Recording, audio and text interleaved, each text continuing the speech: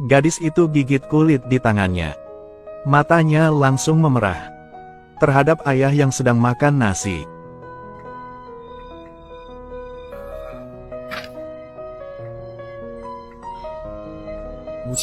Ibu juga tidak menganggapnya aneh. Dia hanya menghela nafas. Kamu tidak bisa menggunakannya. Kemudian dia mengambil sisa makanan orang tuanya dan memakannya dalam porsi besar. Sampai seseorang memanggil namanya. Giuri. Cahaya merah di matanya langsung memudar. Saat itu ayahnya sedang menatapnya. Giuri adalah pewaris tunggal seorang Taipan. Itu sebabnya orang tuanya meminta banyak darinya. Mereka makan daging dan ikan, tapi dia hanya bisa minum jus. Kehidupan Giuri selalu diawasi secara ketat oleh orang tuanya.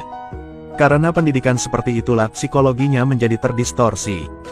Dia sering mencubit jarinya dan berfantasi tentang kematian orang tuanya. Tapi juga karena itu, timbul kebiasaan mencuri. Kali ini dia membidik teman sekelasnya Jisoo. Seorang siswa miskin tinggal sendirian. Padahal ada 2 iPhone terbaru. Dia diam-diam mencuri salah satunya. Sembunyikan di kamar mandi.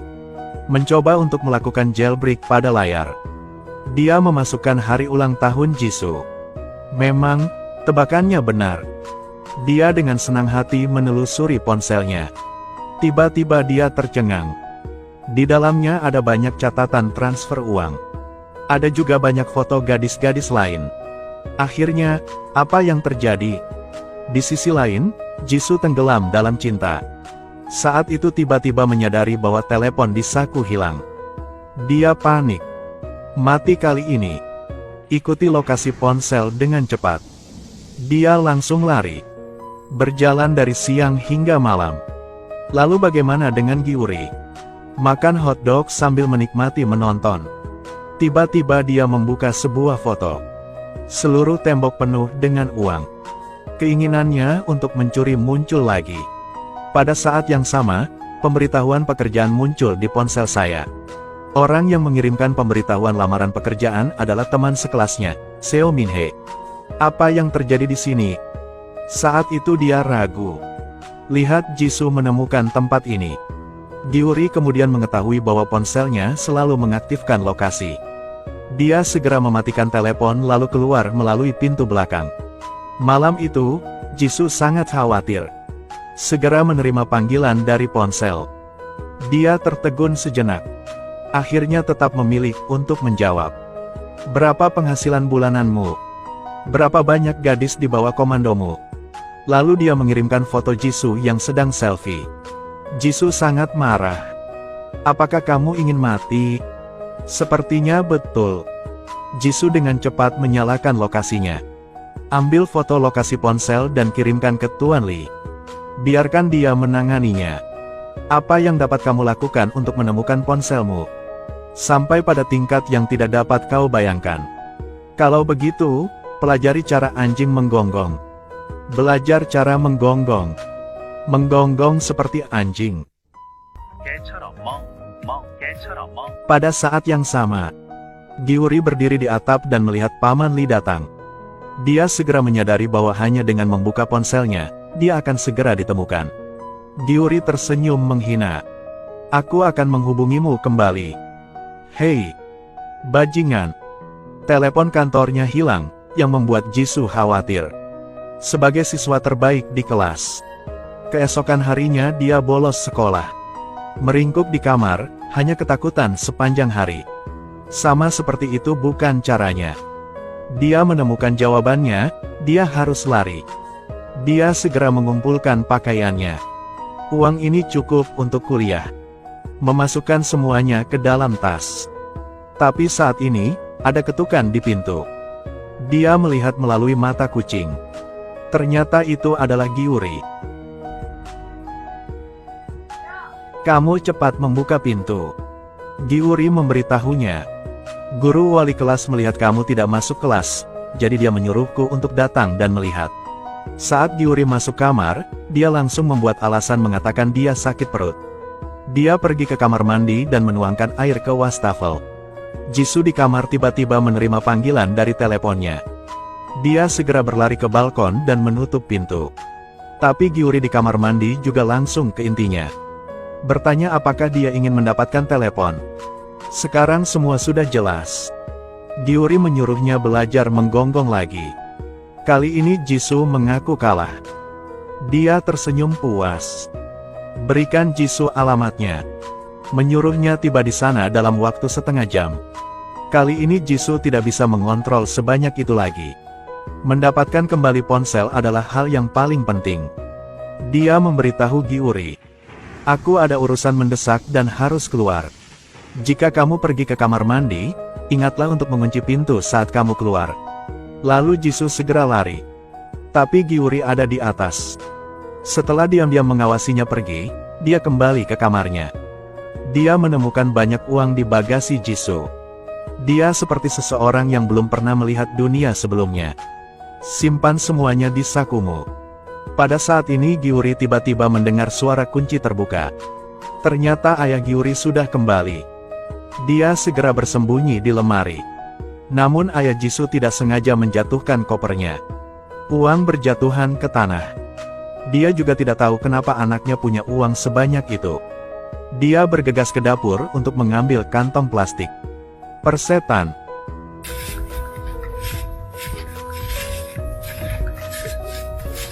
Si bocah ini. Padahal tahu itu uang sekolah yang didapat anak.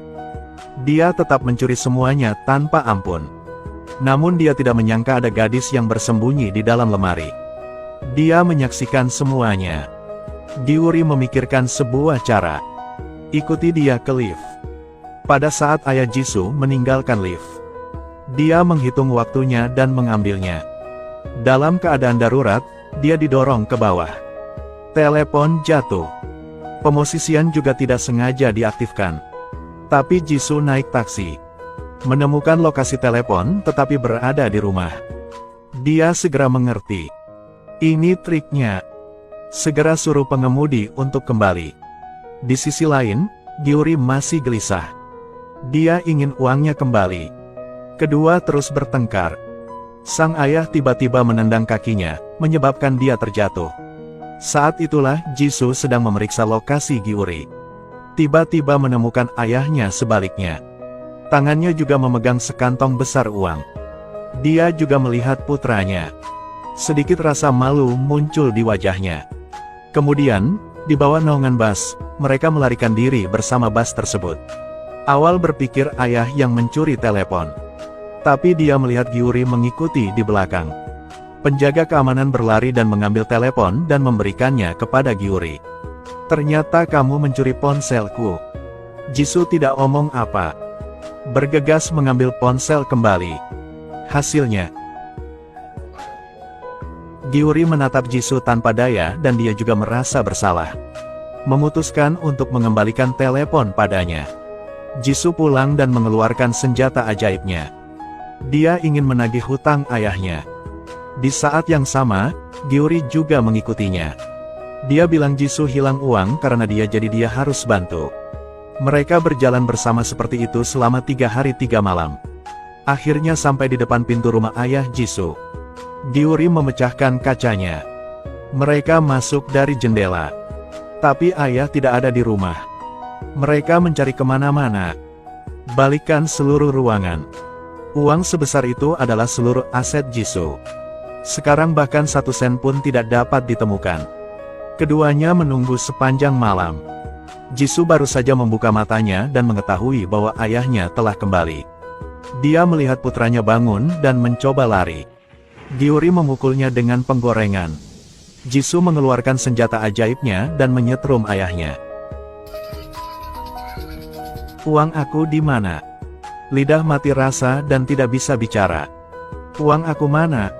Anak ini, beraninya kamu memperlakukan ayahmu. Melalui pertanyaan Jisoo, sang ayah mengatakan yang sebenarnya. Dia menggunakan semua uangnya untuk membeli mata uang virtual. Ia pun berpura-pura yakin dan mengatakan bahwa ia pasti akan mendapat penghasilan banyak.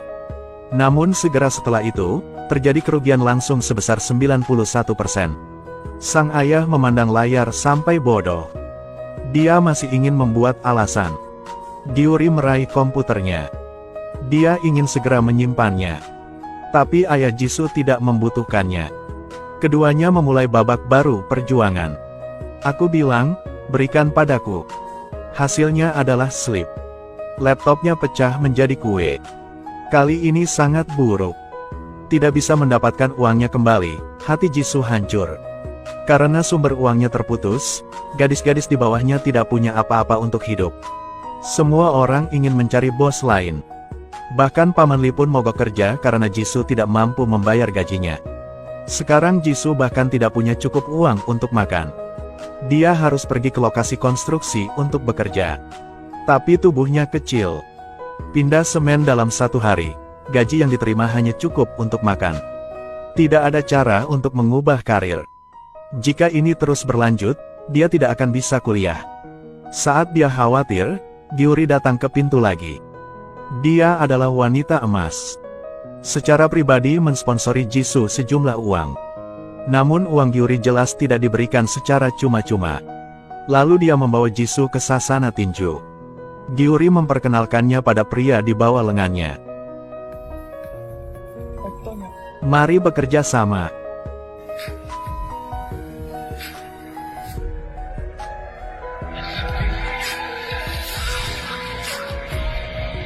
Jisoo melalui perangkat lunak pengenalan pelanggan. Gadis-gadis di bawah ini menerima lamaran sesuai dengan preferensi mereka. Ada Paman Lee yang bertugas mengawal. Terakhir, dia tinggal pergi ke loker sepatu untuk mengambil uang. Namun karena partisipasi Gyuri, mereka memutuskan untuk memperluas skalanya. Jisoo menyediakan perangkat lunak. Gyuri menyediakan orang. Setelah itu, Jisoo mengirimkan iklan kepada para pekerja di alun-alun. Berpikir mereka akan segera mengambil umpannya. Tidak menyangka akan dianggap penipu. Tapi di tempat lain, Jisoo tidak terlalu bagus. Lagi pula, mereka berasal dari klub tinju. Saat menerima permintaan dalam bahaya, dapat menyelesaikannya sendiri. Tidak memerlukan jasa mereka. Tapi dia juga tidak ingin dipandang remeh oleh Jisoo. Kali ini, Gyuri melalui koneksi keluarganya bergabung dengan perusahaan hiburan keluarga. Dia memperhatikan para peserta pelatihan yang gagal itu.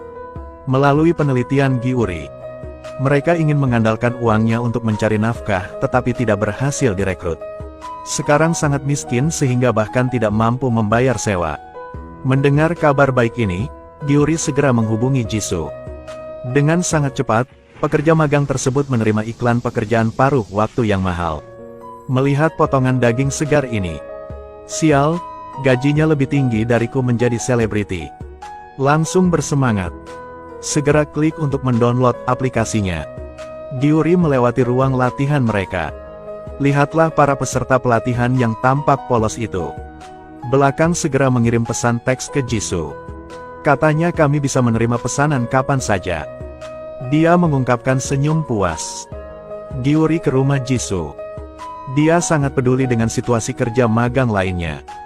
Khawatir bagaimana jika dia bertemu penipu. Bagaimanapun, ini adalah orang pertama yang dia rekrut. Tapi Jisoo yang berpengalaman segera memahami semuanya. Pekerjaan pertama orang baru pastinya berhubungan dengan pelanggan yang mudah dilayani. Seperti yang diharapkan. Dengan sangat cepat mengumpulkan ulasan pelanggan bintang 5. Meskipun semuanya berjalan dengan baik. Namun hal tak terduga segera muncul. Keduanya tiba-tiba menemukan polisi datang ke pintu. Orang yang ditanyai di seberang adalah Min-hee, gadis yang bekerja di bawah Jisoo. Gyuri merasa tidak enak. Dengan cepat menjelaskan bahwa ini adalah ruang kantor komune. Kami harus bekerja di tempat ini. Menyusahkanmu untuk pergi ke tempat lain.